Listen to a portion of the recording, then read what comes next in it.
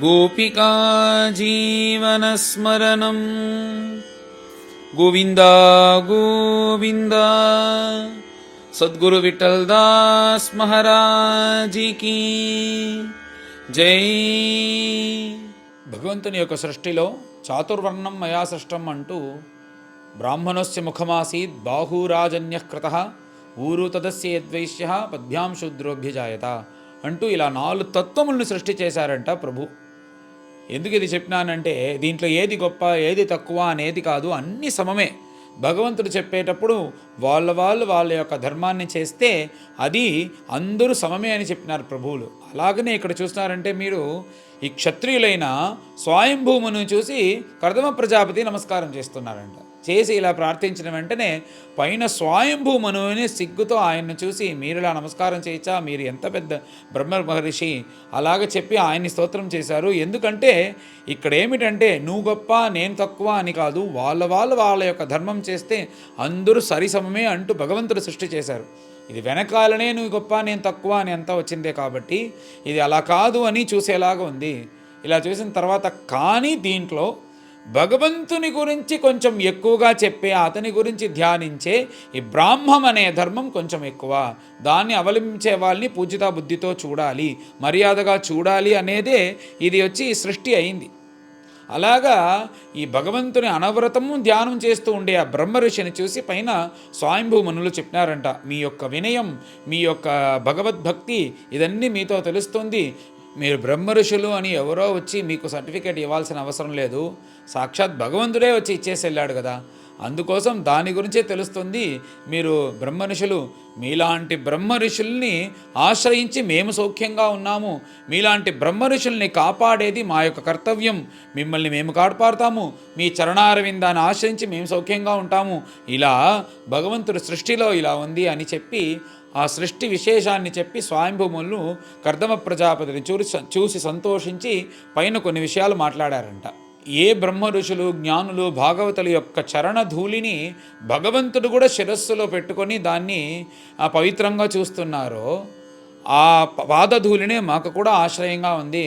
అలాంటి బ్రహ్మ ఋషులు, మీలాంటి బ్రహ్మఋషులను చూసేదే మా పరమభాగ్యం అంటూ చెప్పి నేను దేనికోసం వచ్చినాను అదన్నీ మీకు తెలుసు. ఎందుకంటే భగవంతుని ఆజ్ఞ వల్ల మీకు భగవంతుడు దేవహూతి అనే అమ్మాయిని చూస్తున్నారని మీరే చెప్పినారు కదా. అలాగనే భగవంతుడు కూడా నా దగ్గర వచ్చి కర్దమ ప్రజాపతి అనే అతనే దేవహూతి యొక్క భర్త అని చెప్పేసి వెళ్ళినాడు. అందుకోసమే అక్కడి నుంచి వచ్చాను. ఇది మీకు మాకు తెలుసు, కానీ నా కర్తవ్యం ఇది చెప్పేది మీకు నా కర్తవ్యం. ఇది నా కూతురు దేవహూతి. ఎలాగైతే మీరు పరమ పవిత్రుడుగా భగవద్ ఆరాధనం చేసుకుంటూ తపస్సు చేసుకుంటూ మీరు నియమాలతో ఉన్నారో, మీ నియమాలకి ఏ అడ్డు రాకుండా మీలాగనే మీ యొక్క జ్ఞాన వైరాగ్యం సమంగా ఈ దేవహూతి కూడా ఈ మీ ఆశ్రమంలో గృహస్థాశ్రమంలో ఉండి మిమ్మల్ని పరమ పతివ్రతగా ఉంది, మిమ్మల్ని చూసుకుంటుంది, అంత సాధ్వి అని దేవహూతి గురించి చెప్పారంట. ఈ దేవహూతిని పెళ్లి చేసుకోవాలని పైనుంచి గంధర్వులే వచ్చారంట. ఒక సమయంలో దేవహూతి అంతఃపురంలో ఇలా పైన సంచారం చేస్తూ ఉండేటప్పుడు విమానంలో ఒక గంధర్వుడు విశ్వావసుడు ఇలా సంచారం చేస్తూ వచ్చాడంట. విశ్వావసుడు అనే గంధర్వుడు. ఆ గంధర్వుడు దేవహూతి యొక్క అందం చూసి పైనుంచి కిందనే పడిపోయినాడంట. పడి ఇక్కడికి వచ్చి స్వయంభూమను దగ్గర అడిగితే అప్పుడు స్వయంభూమను చెప్పినారంట, లేదు, నారద మహర్షుల ద్వారా కర్దమ ప్రజాపతి యొక్క గుణం, ఆయన యొక్క భక్తి, ఆయన యొక్క తపస్సు, ఆయన యొక్క తేజస్సు అన్నీ దేవహూతి వినింది. దేవహూతి కర్దమ ప్రజాపతినే వివాహం చేసుకోవాలని చాలా రోజులు సంకల్పంతో ఉంది. అందుకోసం ఇది జరగదు అని చెప్పి నేను అలా పంపించేసినాను. అలా పరమ పతివ్రత మిమ్మల్నే పెళ్లి చేసుకోవాలి, మిమ్మల్నే వివాహం చేసుకోవాలని ఇలా ఆశతో నా కూతురు వచ్చింది అని చెప్పిన వెంటనే కర్దమ ప్రజాపతి, మీరే పరమ సాధ్వుల్లాగా ఉన్నారు, ఇలాగుండే మీరు మీ కూతురు ఎలా ఉంటుంది? ఒక అమ్మాయి సాధ్వియా లేదా అని చూస్తేనే తెలుస్తుంది. పరమ సాధ్వి అయిన దేవహూతిని ఎవరైనా వద్దంటారా? ఇలాంటి అమ్మాయి నాకు దొరికితేనే నా గృహస్థాశ్రమం ఇంకా కూడా నా నియమాలతో సరిగ్గా ఉంటుంది. అలాంటి దేవహూతిని ఎవ్వరూ వద్దనరు అని ఇలా స్వయంభూమను దగ్గర కర్దమ ప్రజాపతి చెప్పారు. దానిపైన ఈ దేవహూతి పరమ పతివ్రతగా ధర్మిష్టగా ఉంటుంది అనేదానికి ఇంకొక ఉపమానం అక్కర్లేదు. ఈ ప్రపంచంలోనే గొప్పగా అందంగా ఉండేవాళ్ళు గంధర్వులని అందరికీ తెలుసు. ఈ వయస్సులో అందమే కదా అందరికీ ముఖ్యంగా ఉంటుంది. ఆ అందమైన గంధర్వుడు వచ్చి అడిగేటప్పుడు కూడా నాకు గంధర్వుడు వద్దు, బ్రహ్మర్షి అయిన ఈ కర్దమ ప్రజాపతియే కావాలి అని చెప్పిన ఆ దేవహూతికి మనస్సు అనేది ఎలా ఉంటుందని దీంట్లోనే తెలుస్తుంది. అందుకోసం దేవహూతిని స్వీకరించడం నాకు చాలా సంతోషం అని స్వయంభుమను దగ్గర చెప్పి పైన తన యొక్క విషయాన్ని చెప్పేదానికి ప్రారంభించారంట కర్దమ ప్రజాపతి.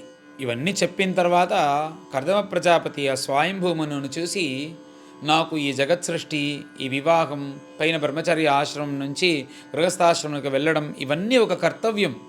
ఇది మా పితామహులైన బ్రహ్మదేవుల యొక్క కర్తవ్యం. ఆయన చెప్పినందువల్లనే ఇదన్నీ చేస్తున్నాను. కానీ నా లక్ష్యం అనేది భగవత్ చరణారవిందాన్ని వెళ్ళి చేరుకోవాలి, అదే నా లక్ష్యం. కానీ జగత్ సృష్టి కోసం వివాహం చేసుకోవాలి అనేది కర్తవ్యం. అందుచేతనే దేవహూతిని పెళ్లి చేసుకుంటాను. దేవహూతికి ఒక పుత్రుడు పుట్టి ఆ పుత్రుడు దేవహూతిని చూసుకునేలాగా వయస్సు వచ్చిందంటే ఆ సమయం తర్వాత నేను గృహస్థాశ్రమంలో ఉండను, సన్యాస మార్గం తీసుకొని భగవద్ధ్యానం కోసం నేను బయలుదేరుతాను.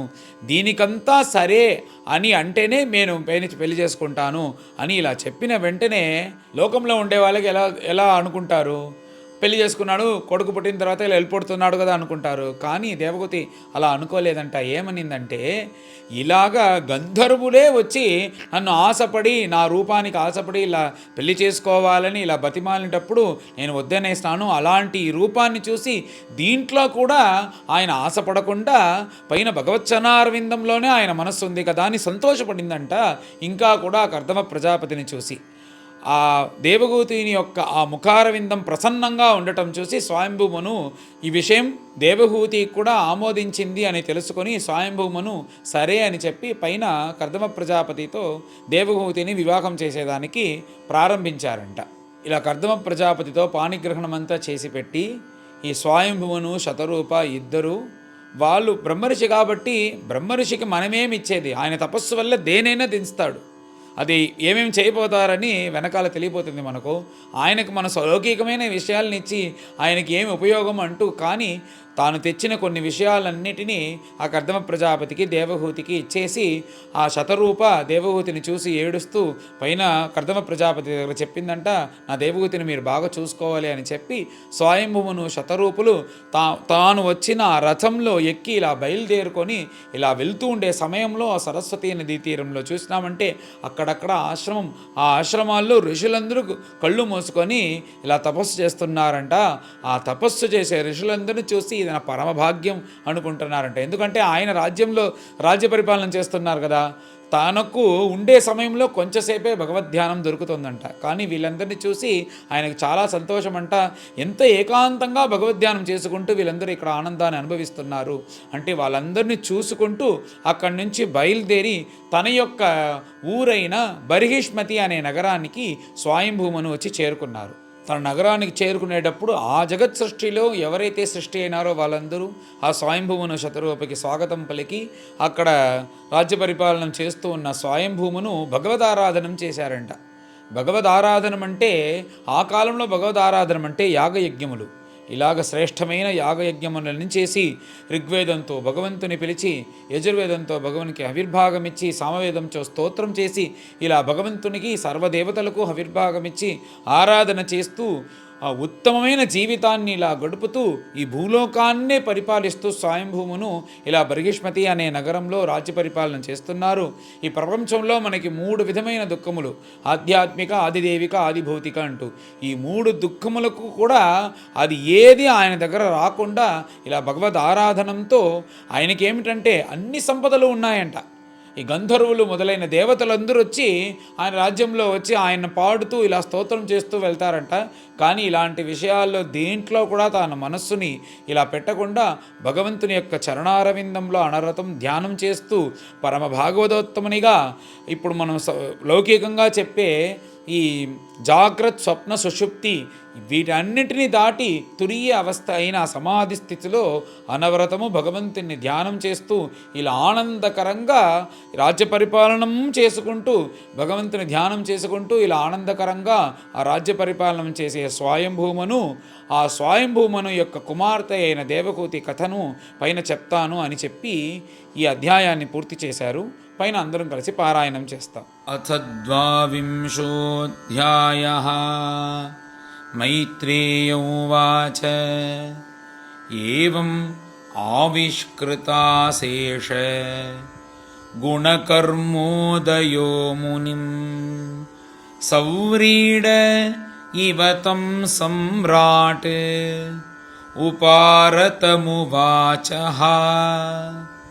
मनुरुवाच ब्रह्मासृजत् स्वमुखतः युष्मान् आत्मपरीप्सया छन्दोमयः तपोविद्या योगयुक्तान् अलम्पटान् तत्राणाय असृजत् चास्मात् दोःसहस्रात् सहस्रपात् हृदयं तस्य हि ब्रह्म क्षत्रमङ्गं प्रचक्षते अतो ह्यन्योन्यम् आत्मानं ब्रह्मक्षत्रं च रक्षतः रक्षति स्माव्ययो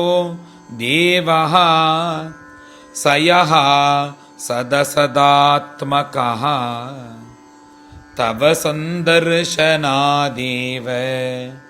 छिन्ना मे सर्वसंशयाः यत्स्वयं भगवान् प्रीत्या धर्ममाह रिरक्षिषोः दिष्ट्या मे भगवान् दृष्टः दुर्दर्शो ये अकृतात्मनां दिष्ट्या पादरजस्पृष्टं शीर्ष्णा मे भवतः शिवं दिष्ट्या त्वयानुसृष्टोऽहं कृतश्चानुग्रहो महान् अपावृतैः कर्णरन्ध्रैः जुष्टादिष्ट्योषतीः गिरः स भवान् दुहितृस्नेह परिक्लिष्टात्मनो मम श्रोतुमर्हसि दीनस्य श्रावितं कृपया मुने प्रियव्रत उत्तानपदोः स्वसेयं दुहिता मम अन्विच्छति पतिं युक्तं वयःशीलगुणादिभिः यदा तु भवतः शीलः श्रुतरूपवयो गुणान् अशृणोत् नारदादेशा त्वय्यासीत् कृतनिश्चया तत्प्रतीच्छ द्विजाग्र्ये मां श्रद्धयोपहृतां मया सर्वात्मना अनुरूपां ते गृहमेधिषु कर्मसु उद्यतस्य हि कामस्य प्रतिवादो न शस्यते अपि निर्मुक्तसङ्गस्य कामरक्तस्य किं पुनः यवुद्यतम् अनादृत्य कीनाशम् अभियाचते क्षीयते तद्यशस्फीतं मानश्चावज्ञया हतः अहं त्वा अशृणवं विद्वन् विवाहार्थं समुद्यतम् अतस्त्वम् उपकुर्वाणः प्रत्तां प्रतिगृहाण मे ऋषिरुवाच बाढमुद्वोढुकामोऽहम् अप्रतिहतात्मनः प्रत्ता च तवात्मजा आवयोः अनुरूपोऽसौ आद्यो वैवाहिको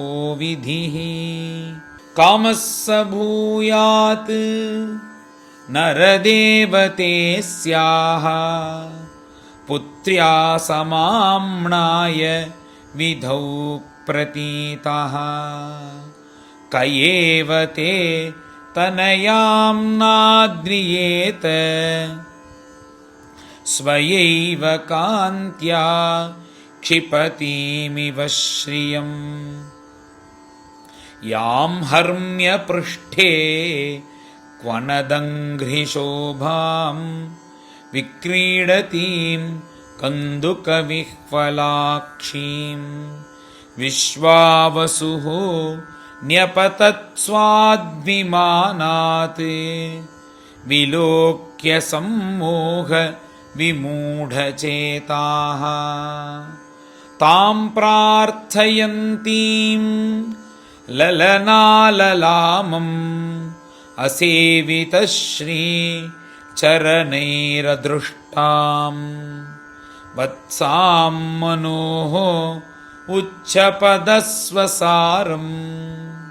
को नानुमन्येत बुधोऽभियाताम्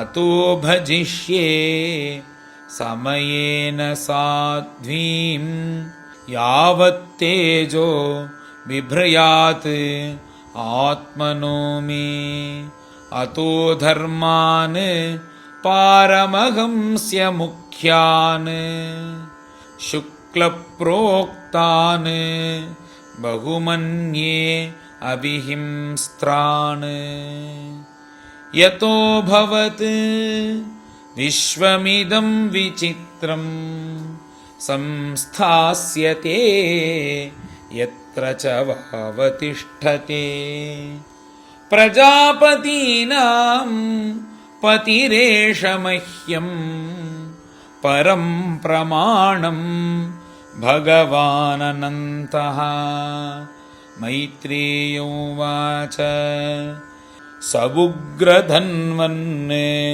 नियदेवा बभाषे आसीच्च तूष्णीम् अरविन्दनाभम् धियोपगृह्णन् स्मितशोभितेन मुखेन चेतो लुलुभे देवहूत्या सोऽनुज्ञात्वा व्यवसितं महिष्या दुहितुः स्फुटम् तस्मै गुणगणाढ्याय ददौ तुल्यां प्रहर्षितः शतरूपा महाराज्ञी पारिबर्हान् महाधनान् दम्पत्योः पर्यदात् प्रीत्या भूषवासः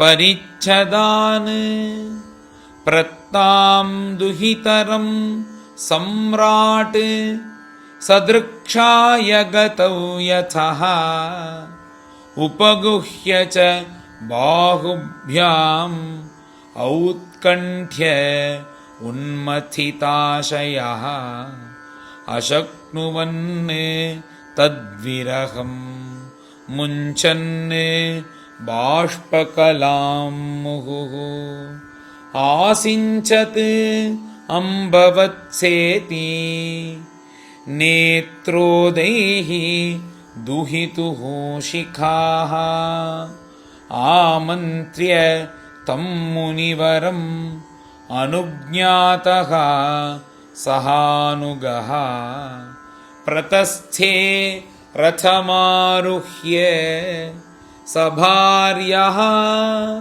स्वपुरं नृपः उभयोः ऋषिकुल्यायाः सरस्वत्याः सुरोधसोः ऋषीणाम् उपशान्तानां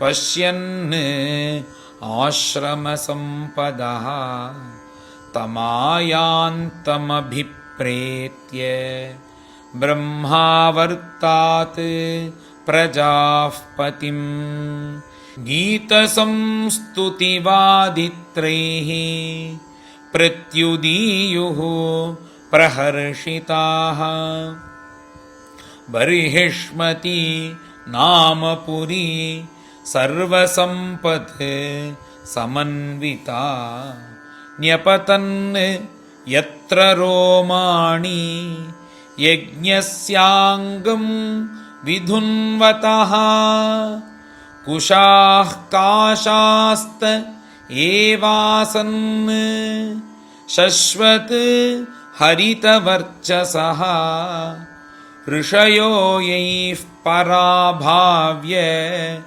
यज्ञज्ञान यज्ञमीजिरे कुशकाशमयं बर्हिः आस्तीर्य भगवान् मनुः अयजत् यज्ञपुरुषं लब्धा स्थानं यतो भुवम् बर्हिष्मतीं नाम विभुः यां निर्विश्य समावसत् तस्यां प्रविष्टो भवनं तापत्रयविनाशनं सभार्यः सप्रजः कामान् बुभुजे अन्याविरोधतः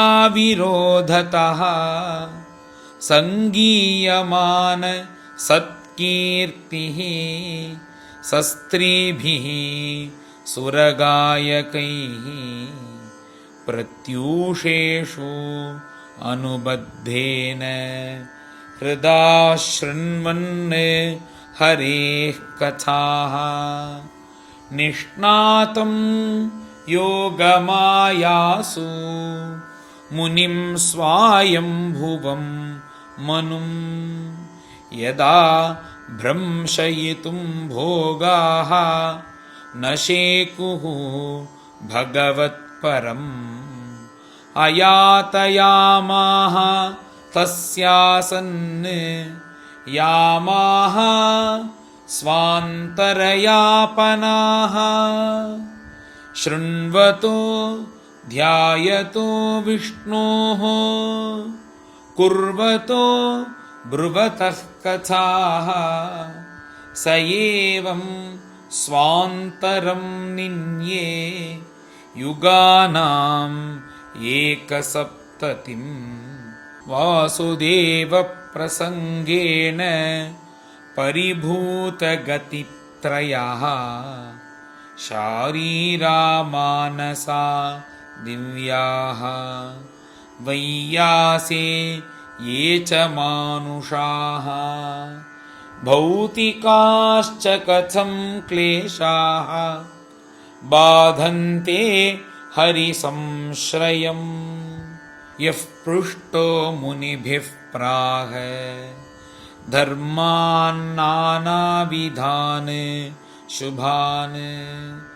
नृणां वर्णाश्रमाणां च सर्वभूतहितः सदा एतत्ते आदिराजस्य मनोश्चरितम् अद्भुतं वर्णितं वर्णनीयस्य तदपत्योदयं शृणु। श्रीहरये नमः। इति श्रीमद्भागवते महापुराणे तृतीयस्कन्धे 12 गोपिका जीवनस्मरणं गोविन्द गोविन्द। सद्गुरु विठ्ठलदास महाराज की जय।